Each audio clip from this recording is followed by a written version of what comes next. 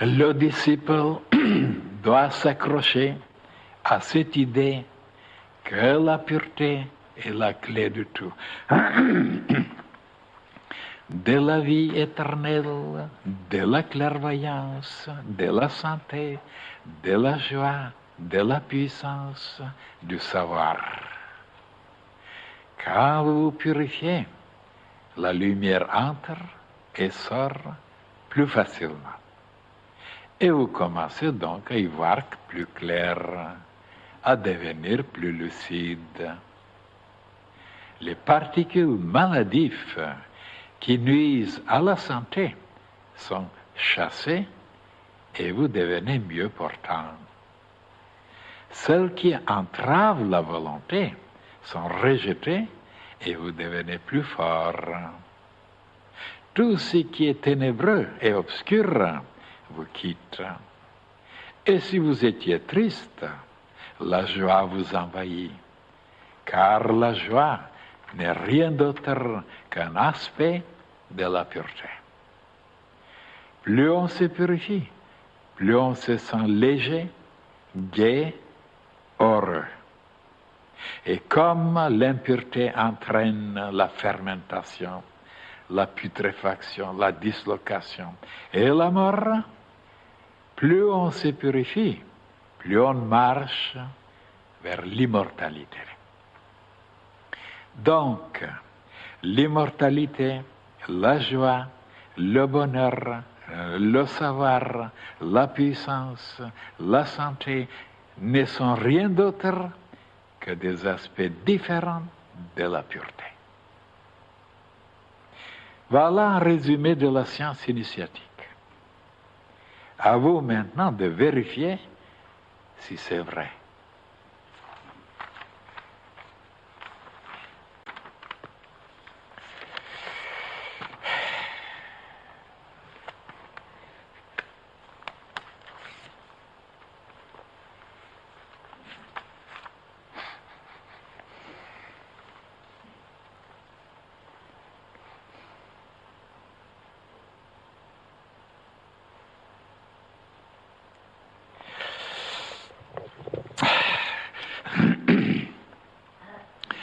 Malgré que j'ai déjà parlé, mes chers frères et sœurs, sur la pureté, et même je vous ai indiqué sur l'arbre, vous voyez, de la vie, où se trouvait la pureté. Et c'était Yesod. Yesod, ça veut dire la base. Et pourquoi alors la pureté, c'est la base de tout? Prenez maintenant quelqu'un qui a des matériaux, des éléments, des choses qui n'entrent pas dans la structure, qui sont des choses étrangères pour l'organisme, que ce soit des poisons, des acidités, des toxines, et ainsi de suite, des matériaux nocifs. Hein? Et pourquoi l'organisme se sent alors là, dans tous ces états, alourdi, abruti, malheureux, triste, faible, paralysé, obscur, ténébreux, ainsi de suite. Mais alors, vous pouvez énumérer tout ce qui est négatif, hein, et maladif. Ben, c'est comme ça. C'est l'intelligence cosmique qui a arrangé les choses comme ça. C'est pas moi. Vous ne pouvez pas m'accuser, moi. L'intelligence cosmique. Tout ce qui est étranger, inutile, pour la construction, pour la digestion, ainsi de suite, pour l'organisme, doit être à rejeter autrement. Il est nuisible, il entrave, il dérange, il empoisonne. Et voilà, les fonctions après de l'organisme ne marchent pas bien. C'est tellement facile de constater ça. Prenez un petit peu de strychnine ou de belladonna. Alors, avalez un peu. Et vous verrez ce qui va se passer. Hein? Est-ce que vous aurez toutes les possibilités de penser, de travailler, de parler de... Oh là là là là là, rien. Tout vous manquera. Et voilà, après vous êtes mort. Et il y a bien sûr d'autres matériaux qui ne sont pas aussi puissants, aussi nocifs que... Voilà, c'est poison.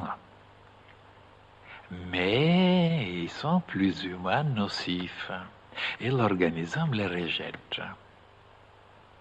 Et pourquoi on considère maintenant tous ces matériaux, tous ces éléments, toutes ces particules, que ça c'est à cause de la nutrition, à cause des boissons, à cause de la respiration, ou des pensées, des sentiments, tout ce qui est nocif doit être rejeté. Ben, c'est ça le résumé du mot pureté. Et qu'est-ce que c'est la pureté? Ben, c'est la liberté. Mais quelle liberté? De se dégager de tout ce qui est nocif. Oh, alors le mot pureté à ce moment-là prend une importance incalculable. Et comment ça se fait que maintenant, justement, c'est ce côté-là qui est négligé le plus? Il y a d'autres choses sur lesquelles on se concentre. On veut les avoir, on veut les posséder. On travaille, on fait des efforts, des sacrifices, etc. Et la pureté, ben, on ne la cherche pas. Pourquoi? Parce qu'elle est là. L'organisme se charge, voilà, d'éliminer ce qui est nocif. Je vous assure, mes chers frères et sœurs, vous direz non, non, non, non, non, c'est pas vrai, c'est pas vrai, c'est pas vrai. Dans le passé, bien sûr, on ne connaissait pas l'existence des bacilles, des microbes, des germes nocifs. Alors à ce moment même, on ne se lavait pas les mains quand on devait manger. On ne mangeait pas même les fruits ou la nourriture. Alors on buvait même de l'eau d'un ruisseau qui était déjà sale et dégoûtant. Comme souvent les animaux, les pauvres, ils sont obligés, il n'y a pas d'autre eau.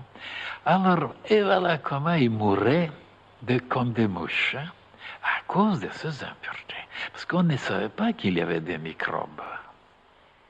Et maintenant, je vais vous dire maintenant pourquoi les plus grands maîtres se concentrent et comptent, se basent seulement sur la pureté.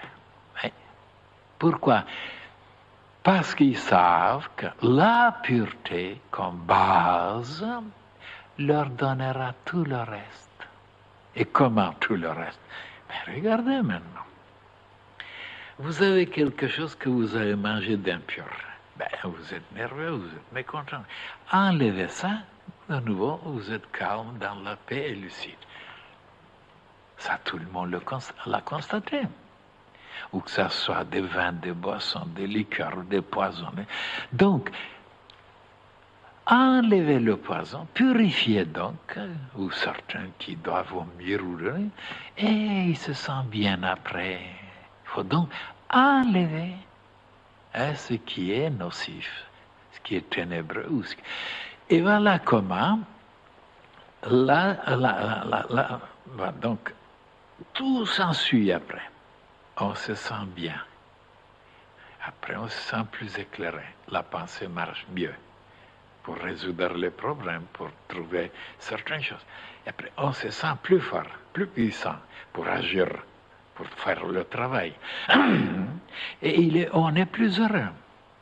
Donc, regardez comment tout est lié, basé sur la pureté. Alors, la pureté vous donne plus de possibilités à comprendre les choses, à les pénétrer, à les connaître. Vous donne plus de possibilités pour vaincre les difficultés parce que la volonté se renforce.